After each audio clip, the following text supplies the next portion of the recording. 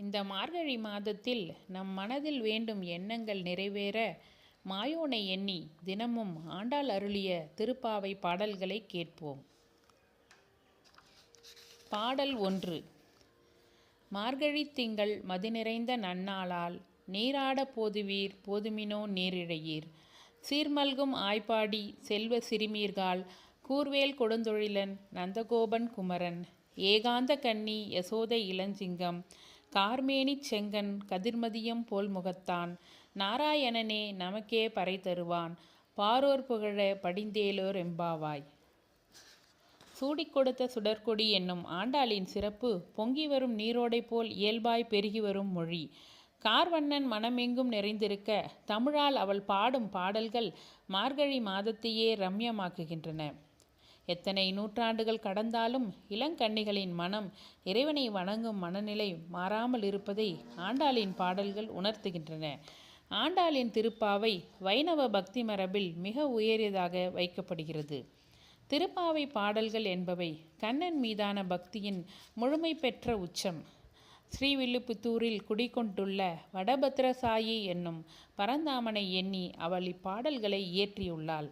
மார்கழி மாதத்தில் இளம் பெண்கள் கடைபிடிக்கும் பாவை நோன்பிற்காக அவள் மற்ற பெண்களை அழைக்கும் விதமாக இப்பாடல்கள் உள்ளன. மார்கழி என்பது கனவுகளின் மாதம். ஆம், வெப்பமண்டலமான நம் தென்னிந்தியாவில் பனிக்காற்று வீசும் இனிய காலம் என்பது சில மாதங்களே.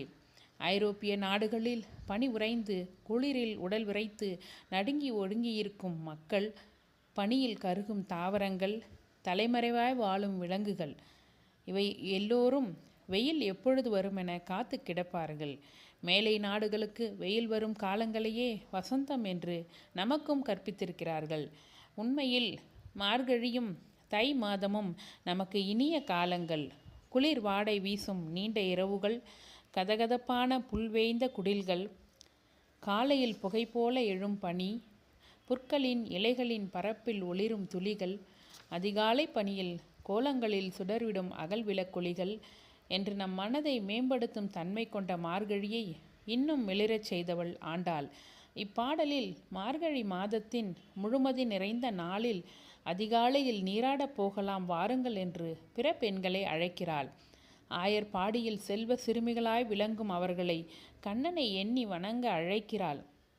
கூரிய வேலினை கொண்டு காவல் புரியும் நந்தகோபனுக்கும் அழகிய கண்கள் கொண்ட யசோதைக்கும் மகனான இளஞ்சிங்கம் என்று கண்ணனை வர்ணிக்கிறாள். கரிய திருமேனியும் சிவந்த கண்களும் கொண்ட நாராயணனே பாவை நோன்பிற்கு பறை என்னும் வாத்தியம் தருவான் என்று தோழியரை அழைக்கிறாள். தூய அமைதியான அந்த விடியல் வேளையில் மார்கழி பனி நீராடி தொழுது நோன்பு நோற்க இளமகளிரை திரட்டிச் செல்லும் இனிய நிகழ்வினை இப்பாடல் குறிக்கிறது.